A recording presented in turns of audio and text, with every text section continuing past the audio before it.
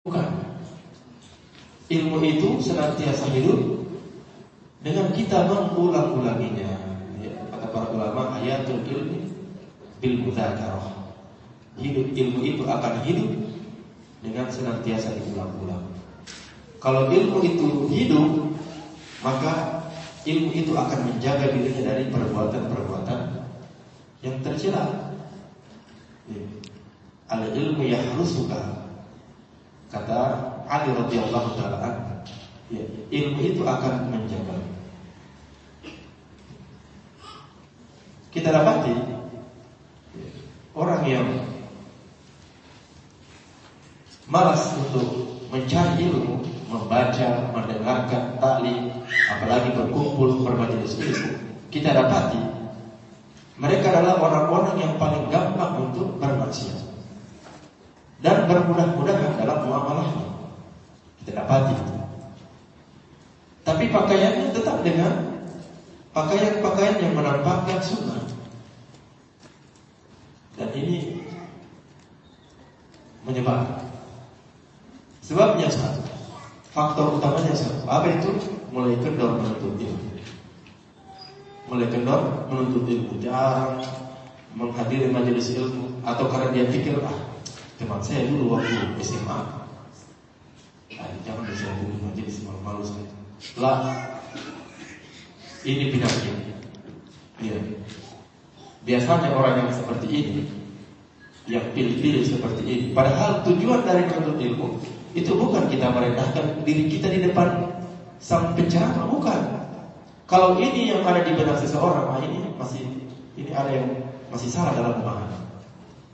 Kita terkadang dulu di depan majelis ilmu, meskipun yang memberikan materinya itu adalah orang yang teman kita dulu waktu sekolah atau mungkin adik kelas kita, tapi bukan itu tujuan utamanya.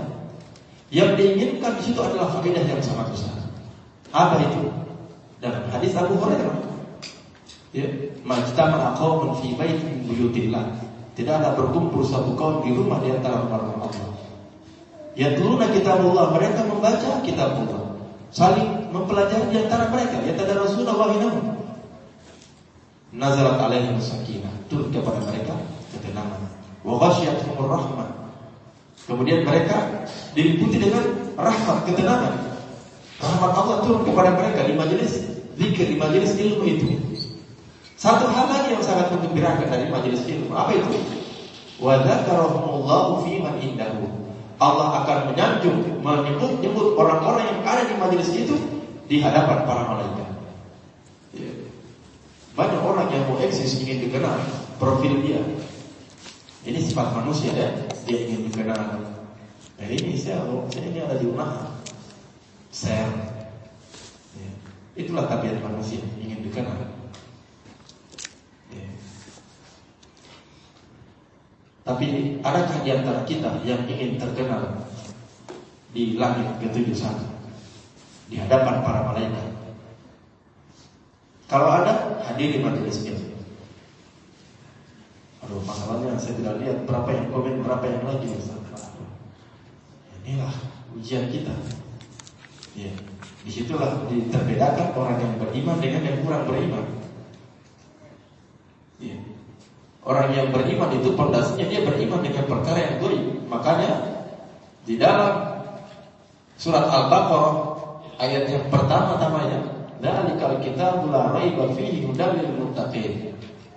Inilah kitab Allah. Tidak ada keraguan di dalamnya. Petunjuk bagi orang-orang bertakwa. Apa ciri mereka? Yu'minuna bil ghaib. Tapi banyak manusia di zaman kita sekarang ini keimanannya terhadap perkara yang gaib kendor. Terbukti dengan apa? Tidak puas kalau cuma satu dua orang yang lain atau padahal keutamaan di situ ada. Majelis itu. Bahkan ketika para malaikat naik ke langit, ditanya oleh Allah Subhanahu wa taala, apa yang dilakukan hamba ketika engkau tinggalkan? Di antara mereka menyebutkan mereka sedang bermajelis ilmu, disebutkan keutamaan majelis ilmu. Kemudian para malaikat tersebut mengatakan, "Fihi abdun khatta'un." Fihi abdun khatta'. Di antara mereka ya Allah ada hamba yang banyak dosanya. Banyak dosanya. Iya. Innama marra fajalasa ma'ahu. Orang yang banyak dosanya itu tidak ada niat mau singgah di situ. Dia cuma lewat karena ada orang kumpul-kumpul ya, duduk nebeng juga. Duduk juga di situ. Ya. Apa kata Allah? Lahu ghafartu. Untuknya juga ampunan. Padahal dia tidak sebagaimana orang yang duduk-duduk yang memang berniat untuk mencari ilmu. Dia ini cuma numpang lewat saja.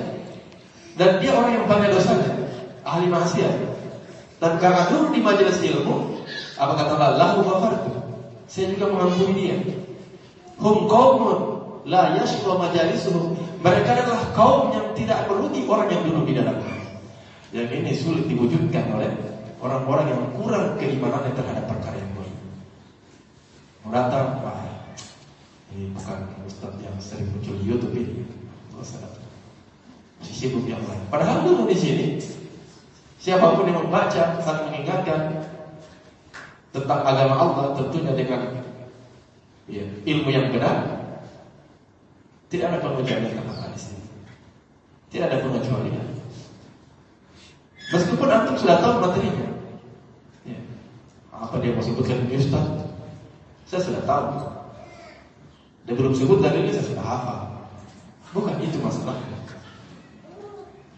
Masalahnya adalah kita beribadah kepada Allah Subhanahu wa taala. Apalagi terkait dengan majelis ilmu. Iya. Ilmu ini sebagaimana keimanan kita. Iman seseorang bisa bertambah dan bisa berkurang. Ilmu juga bisa bertambah, bisa berkurang. Tauhid seseorang juga bisa bertambah, bisa berkurang. Mau bukti? Ada orang sudah belajar tauhid masih melakukan kesyirikan.